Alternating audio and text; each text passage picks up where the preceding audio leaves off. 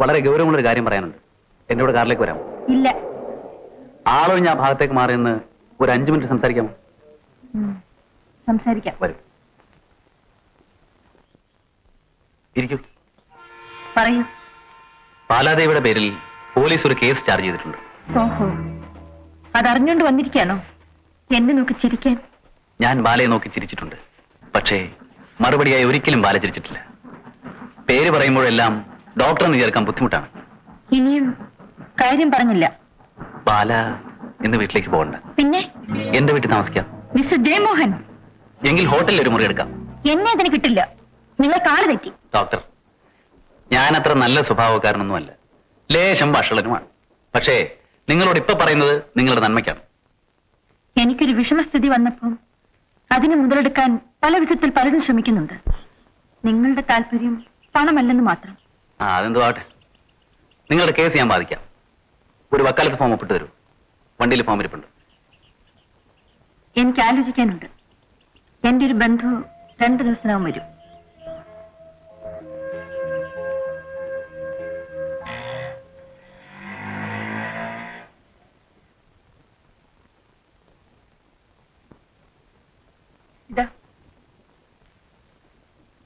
ആ രാമ ഇന്നും വന്നു. എന്തിന്? രൂപ കൊടുക്കാൻ തന്നെ. 3000 രൂപ കൊടുക്കാതെ പോയില്ലെന്ന് പറഞ്ഞ് കയറി ഇരുന്നാണ്. ഏതായാലും ഇനിയൊന്നും തരില്ല. അതെന്താ? ജയമോഹൻ പേരുടെ അഡ്വക്കേറ്റ് ഇവിടെ വന്നു. നല്ല ഒരു ചെറുപ്പക്കാരനാ. പുള്ളി ശരിക്കും അവൻ അടി കൊടുത്തു.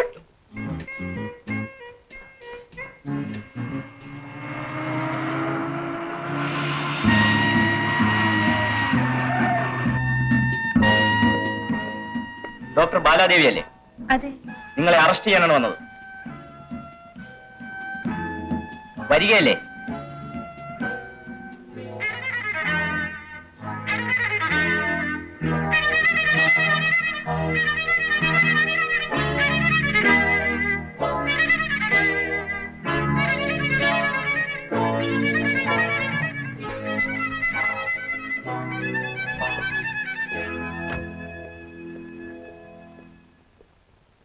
ബാലാദേവി, കയറാൻ പറ്റേ?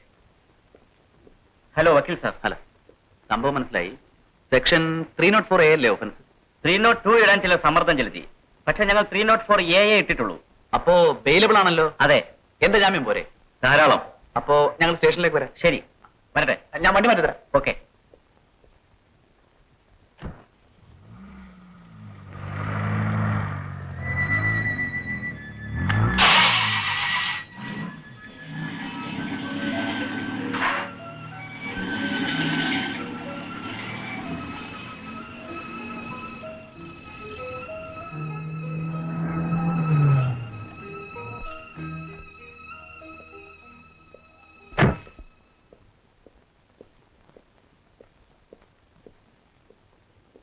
ഡോക്ടർ, എനിക്ക് വക്കാലത്ത് തരാൻ ഇഷ്ടമാണെങ്കിൽ നാളെ വീട് വരെ ഒന്ന് വരണം. വീടിനോട് ചേർന്ന് തന്നെയാണോ ഓഫീസ്?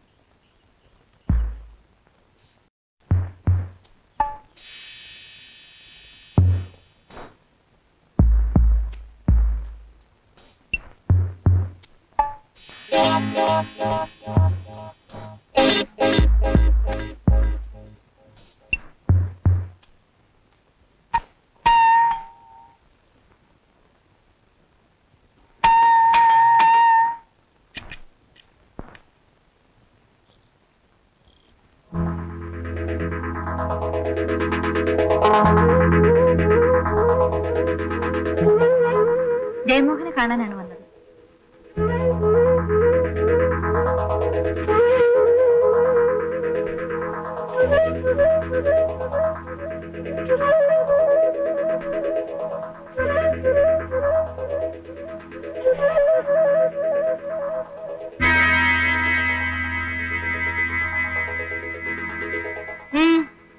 എന്തിനാ ഇവിടെ വന്നത്?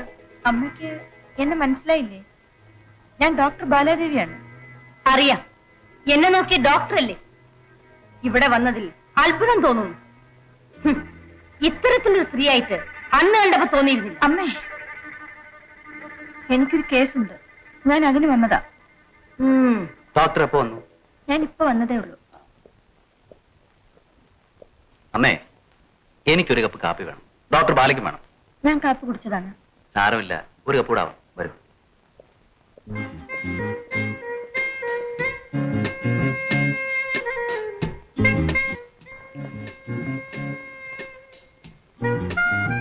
സുമിത്ര പറഞ്ഞറിഞ്ഞു കേസിന്റെ വിവരങ്ങളല്ല.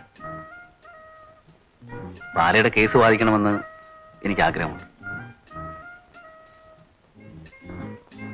കാപ്പി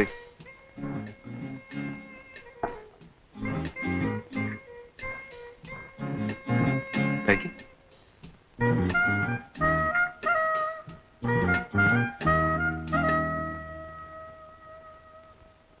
ഞാൻ കേസ് പിടിക്കാൻ ഓടി നടക്കുന്ന ഒരു പറട്ട വക്കീലൊന്നുമല്ല. എനിക്ക് ഏജന്റുമാരുമില്ല. സാമാന്യം ഭേദപ്പെട്ട ഒരു അഡ്വക്കേറ്റ് ആണെന്നാണ് എന്റെ വിശ്വാസം. അറിയാം. എങ്ങനെ അറിയാം? ഒരു കേസിന്റെ കാര്യം അറിയാം. ബേബി എന്നൊരു സ്ത്രീ തന്റെ കുട്ടിക്ക് ചിലവിന് കിട്ടാൻ വേണ്ടി കേസ് കൊടുത്തു. സാറ് ആ കൊച്ചു മുതലാളിയുടെ വക്കാലത്ത് പിടിച്ചിട്ട് ആ പാവപ്പെട്ട സ്ത്രീക്കെതിരായി വിധി എഴുതിച്ചു. ക്ഷമിക്കണം, ആ സാമർഥ്യത്തോട് എനിക്ക് ബഹുമാനം തോന്നിയില്ല. ഞാനൊരു സത്യാന്വേഷകനല്ല ഡോക്ടർ ബാലാദേവി. പാവപ്പെട്ടവരെ ഉദ്ധരിക്കാമെന്ന് കരാറേറ്റിട്ടുള്ള രാഷ്ട്രീയക്കാരനുമല്ല. ഞാനൊരു അഡ്വക്കേറ്റാണ്. എനിക്ക് വക്കാലത്ത് തരുന്ന കക്ഷികളോടാണ് എന്റെ സത്യസന്ധത. അവർ തരുന്ന കേസ് ആത്മാർത്ഥമായി വാദിക്കുക എന്നതാണ് എന്റെ നീതിബോധം. ഡോക്ടർ ബാലാദേവി നിരപരാധിയായതുകൊണ്ടല്ല കേസ് വാദിക്കണമെന്ന് തോന്നുന്നു. പിന്നെ അത് കുഴയ്ക്കുന്ന ഒരു ചോദ്യമാണ്. തൽക്കാലം എന്നെ ക്ലോസ് ചെയ്യണ്ട. നിങ്ങൾ ദുഃഖിക്കുന്നതിൽ എനിക്ക് വിഷമമുള്ളതുകൊണ്ട് നിങ്ങളുടെ കേസ് വാദിക്കണമെന്ന് തോന്നുന്നു. കേസിൽ നിന്ന് രക്ഷ കിട്ടിയാലും എന്റെ ദുഃഖം തീരെയില്ല. സുഭ എന്റെ സഹോദരൻ വിവാഹം കഴിക്കാനുള്ള കുട്ടിയാണ്. ഈ ദുഃഖത്തിന് ഇപ്പോഴേ പരിഹാരം ഉണ്ടാക്കിയേക്കാം. ഉദ്ദേശിച്ചാലും കൂടുതൽ വഷളനാണ് ഞാനെന്ന് ബാലയ്ക്ക് തോന്നാം. എന്നാലും വിരോധമില്ല. തിലകന്റെ കാമുകി എന്റെയും കാമുകിയായിരുന്നു. മിസ്റ്റർ ജയമോഹൻ, സുഭ എന്റെ സഹോദരന്റെ കാമുകയായതുകൊണ്ടാണോ ഇങ്ങനെ ആക്ഷേപിക്കുന്നത്? ആക്ഷേപിക്കുകയല്ല. ഡോക്ടർ ബാലാദേവിയുടെ സഹോദരൻ ഒരു ശുദ്ധഗതിക്കാരനായതുകൊണ്ട് പറ്റിപ്പോയ പ്രേമമാണ്. അല്പം കൂടെ തെളിച്ചു പറയാം. അവൾ എന്റെ കൂടെ ഒരേ കിടക്കയിൽ ഒരുമിച്ച് കിടന്നിട്ടുണ്ട്. ഒരു പ്രാവശ്യമല്ല, പല പ്രാവശ്യം. ഇനിയും വിശദീകരണം വേണം. അവളുടെ മരണം നിർഭാഗ്യമല്ല, ഭാഗ്യമാണ്. വിശ്വാസം വരുന്നില്ല അല്ലേ? അന്ന് പാർക്കിനടുത്ത് വെച്ച് ഞാൻ ബാലയ്ക്ക് ഒരു ലിഫ്റ്റ് ഓഫർ ചെയ്ത് ഓർമ്മയുണ്ടോ? അന്ന് അവളവിടെ വന്നിരുന്നു. യാദൃച്ഛികമായി കുറച്ചകലെ നിൽക്കുന്ന എന്നെ കണ്ട് ഉടൻ തിരിച്ചു. അല്ലെങ്കിൽ ബാലാദേവിക്ക് അന്ന് തന്നെ മനസ്സിലാകുമായിരുന്നു. അവളുടെ അച്ഛന് നെഞ്ചുവേദനയായിരുന്നതുകൊണ്ട് ഡോക്ടറെ കാണിക്കാൻ പോയിരുന്നു എന്നാണല്ലോ പറഞ്ഞത്. സംശയിക്കണ്ട. കോടതിക്ക് പുറത്ത് ഞാൻ കള്ളം പറയാറില്ല. ഇരിക്കും. ഈ വക്കാലത്ത് ഒപ്പിട്ട് തരും.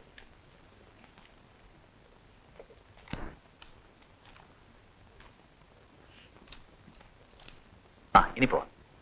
ഫീസിന്റെ കാര്യമൊന്നും പറഞ്ഞില്ലല്ലോ. അതിന് സമയമുണ്ടല്ലോ, ഇപ്പൊ വേണ്ട. പിന്നെ ഇടയ്ക്കൊക്കെ ഒന്ന് ഇവിടം വരെ വരേണ്ടി വരും. ദുരുദ്ദേശമൊന്നുമില്ല. എനിക്ക് കേസ് പഠിക്കണം. Cardiac arrest, medical termination of pregnancy, ഈ വക കാര്യങ്ങളൊക്കെ എനിക്കൊന്ന് പഠിപ്പിച്ചാൽ. കേസിന്റെ കാര്യത്തിന് ഓ, അത് കൊള്ളാം.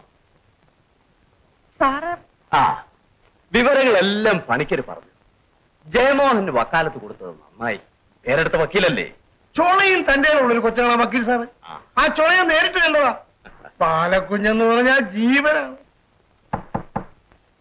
വരൂ.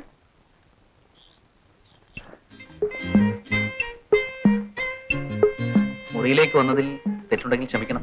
ഇരിക്കൂ.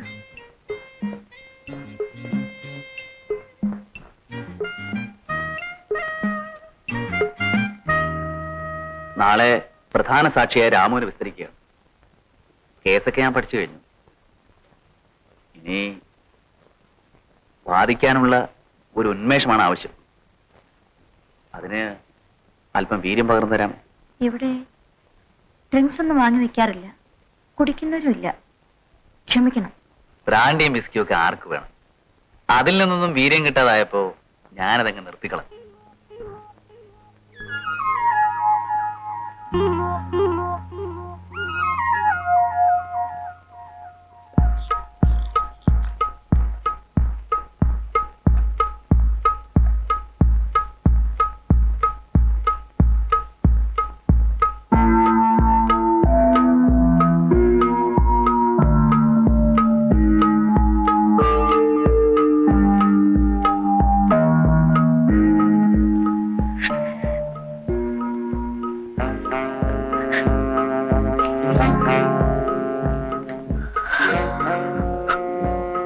ഇഷ്ടം പോലെ.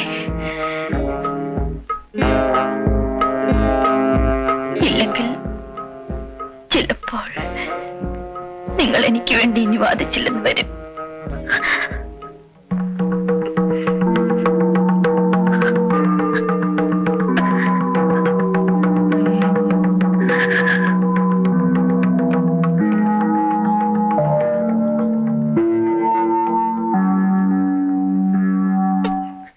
നിങ്ങൾ എവിടെയെങ്കിലും വെച്ച് കണ്ടോ?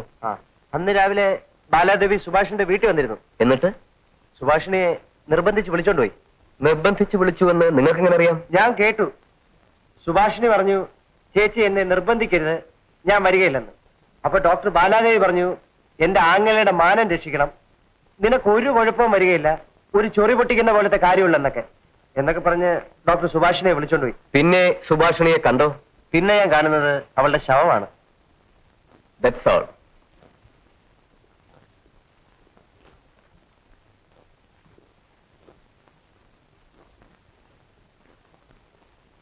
നിങ്ങളുടെ മുഖത്ത് ഈ പാടെങ്ങനെ ഉണ്ടായി?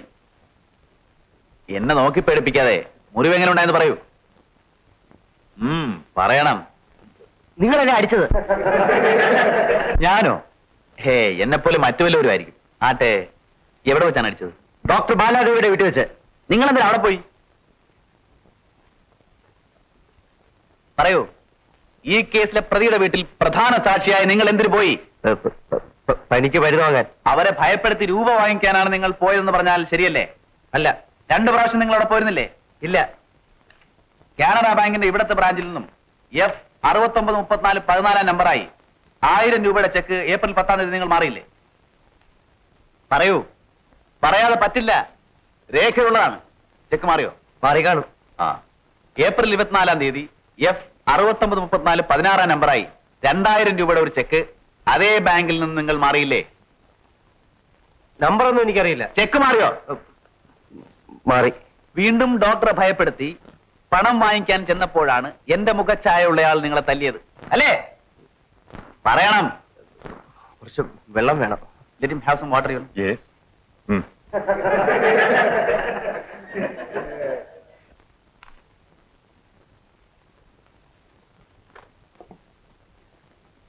നിങ്ങൾക്ക് എന്താണ് ജോലി?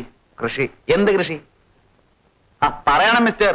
നെല്ലോ, തേങ്ങയോ, കുരുമുളകോ, കപ്പയോ, വാഴയോ, എന്താന്ന് വെച്ചാൽ പറയണം. അങ്ങനെയുള്ള കൃഷിയൊന്നല്ല. പിന്നെ എങ്ങനത്തെ കൃഷി?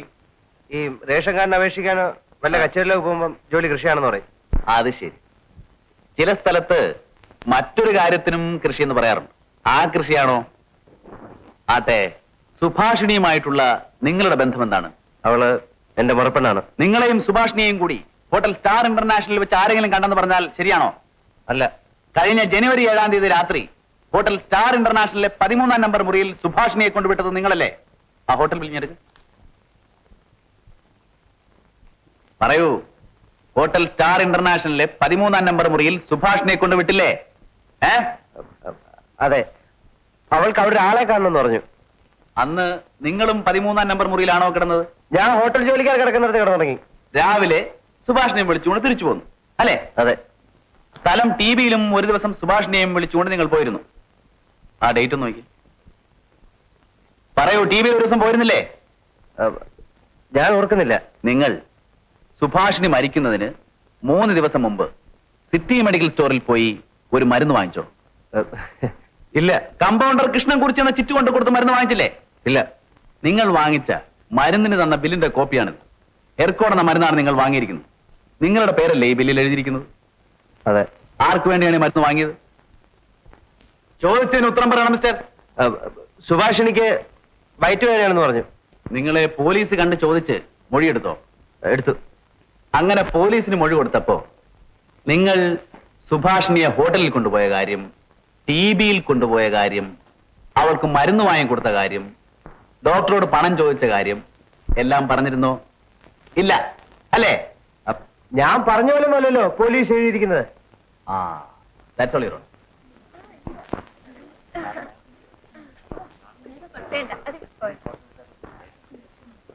Hello Jayamohan, please. No thanks.